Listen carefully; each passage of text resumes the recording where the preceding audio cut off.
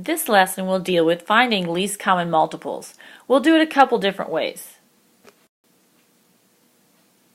A group of neighbors meet at 5 a.m. once a week to start their morning walk. They're all of different fitness levels and have different stride lengths, so they don't walk together, but they do follow the same path. To help motivate the group, one of the neighbors wanted to place "Yes, you can" stickers on the sidewalk at places where each walker would hit with an even stride length. The walkers had stride lengths of 20, 25, and 30 centimeters respectively. Where should the first sticker be placed? First, let's look at this by finding out where each walker, each neighbor, will end up with different stride lengths. So let's start first with the walker with the 20 centimeter stride length. Their first step will get them to 20 centimeters. Then 40, 60, 80, 100, 120, 140, 160, 180, 200, 220, 240, 260, 300, 320, and you get the idea. Then if we go to the walker with a 25 centimeter stride length, stride 1 would be 25 centimeters, and then 50, 75, we'll think here in quarters, it would be $1 or 100, 125, 150, 175, 200, 225, 250, 275, 300, 325, etc. The third walker had 30 centimeter stride length, so the first step got her to 30 centimeters, and then 60, 90, 120, 150, 180, 210, 240, 270, 300, 330, and so on.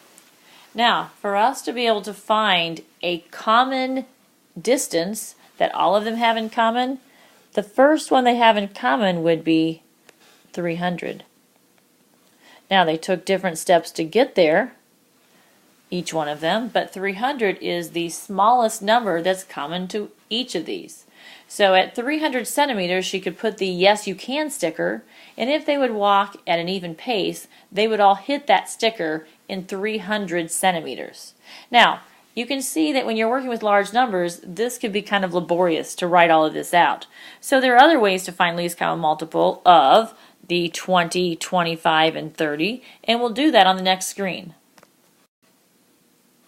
Now let's find the LCM, or the least common multiple, of these numbers without writing down all the multiples. What we want to do first is prime factor each number. So 20 I can write as, since it's 4 times 5, 4 is 2 times 2, so 2 times 2 times 5. 25 is a perfect square, I can write that as 5 times 5. And 30, since that's 6 times 5, I'll write that as 2 times 3, that's the 6, times 5. To find the LCM, the first thing you want to do is write down a single time whatever factors they have in common. And in this case, they each have this common factor of 5, so I'll write that first. Then I want to see the other factors, and I want to make sure that they're included in the LCM. So let's start with 2. 20 has 2 times 2, or 2 squared. 25 doesn't have any 2's, and 30 has just 1 2. So my least common multiple, I can get by with 2 squared, and each of the other factors will go into that. Then I have additional factors of 3, and then I have another 5. So what I want to do is write down one time whatever's in common, and then write down the other factors with an exponent, of course, in this case in the 2, because I had 2 2's in 20. Now, to multiply these together, I'm going to use friendly numbers since I'm doing this in my head. 5 times 5 is 25, times 2 squared, which I know is 4. 25 times 4 is like 25 quarters, or 100. And then I'll take that times 3, and I'll get my LCM of 300. So if we're going back to the other problem, the first yes you can sticker would have to be at 300 centimeters. So when you're finding the least common multiple, you do not have to write out the multiples. You can use this method. And it will save you quite a bit of time. So remember, yes you can find the least common multiple.